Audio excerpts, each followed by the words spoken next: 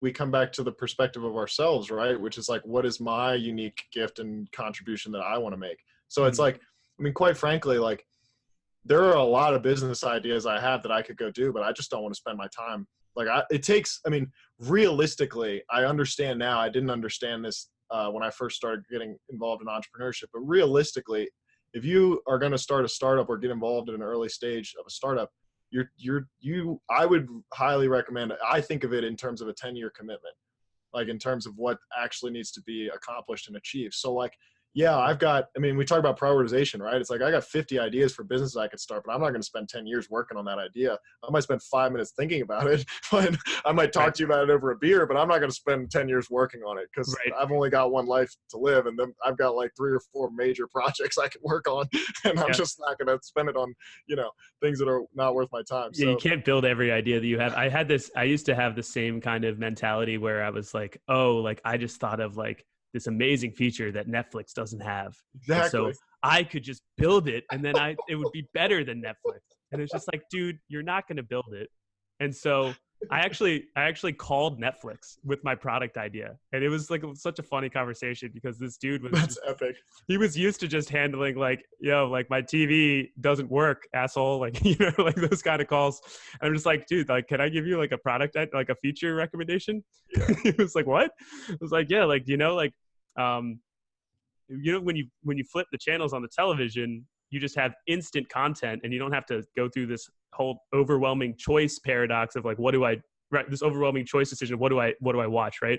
So people are overwhelmed by choices. We talked about that earlier today. So the same thing used to exist with Netflix where like you get on there and you're just going through this catalog of like recommended stuff. There's just like, do I really want to just invest an hour and a half into this movie? Like, should I read the reviews? Like, and you're just going down this whole, like you're about to buy something on Amazon or whatever. You're going down the whole, but I don't like that flow. I like the idea of like, you change the channel and I didn't even know that I wanted to watch basketball, but suddenly basketball's on. I'm like, oh, actually this is pretty dope. Like, look, that's Zion on the screen. That's dope. And I'm just going to watch it. Right. Or it's like, oh, I'm bored. I'm going to change the screen. And so I was like, I called Netflix and like gave them this idea of like a shuffle where it just shuffles you into like a random episode of a random show.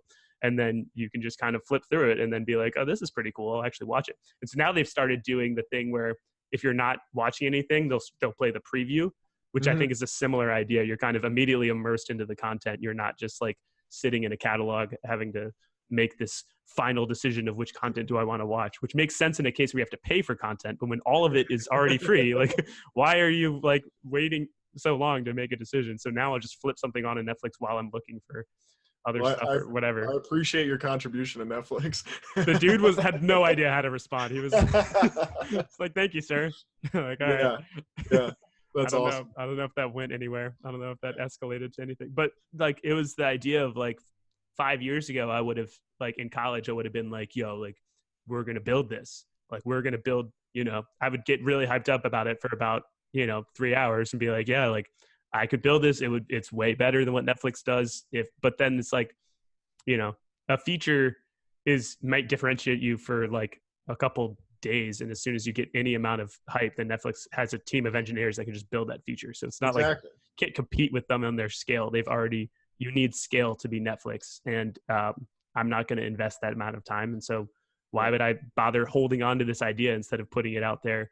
I hope Netflix, listen to that. Maybe I should send them an email or something. But, and really to tie this back to, I mean, if anyone, so entrepreneurship is I wouldn't say entrepreneurship is really sexy right now, for a lack of a better word. Like everyone and their mother wants to be an entrepreneur, right? And I mean, there's a lot of reasons for that, right? We want to be our own boss. We don't want to have to work just from 9 to 5 because we're told. We want to be able to be more authentic in our work. We want to be able to bring more of ourselves to our work. We want to make more money, be able to utilize more leverage in our offerings. The world's just moving that way in general, from these big centralized sources of power to more decentralized things where everybody's an independent contractor. We can be a programmer and write and build websites for 3 different clients at one time, kind of thing.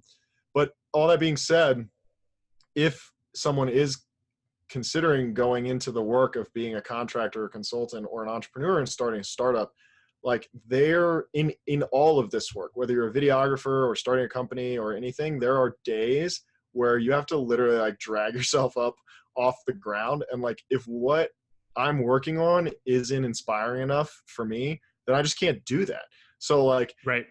if I'm not passionate enough about sharing movies and TV shows with people to go and compete with Netflix, I just need to drop that idea completely and submit a feature request, because I still want to use a feature, but it's not my startup. The startup is the thing. Really, what happens with a startup, like a really startup, honestly, this podcast is a perfect example. Like, this concept brewed inside me so long that it eventually just came out. Like, it almost couldn't help itself. I went to Asia last summer for 2 months. I was in Bali for a month and Thailand for a month. And the entire time I was traveling, I had this podcast microphone in my bag. Like, and I didn't shoot any, I mean, I shot a couple podcasts, but like, that's how long this has been an intention of mine. And eventually it's got to the point where it's like, I can't not do this. And I think that's one of the most important things you could possibly say if you're actually thinking about the work. Like, I would really say you're sort of finding, I feel like I'm finding what I really want to do if I say something like, I can't not do this.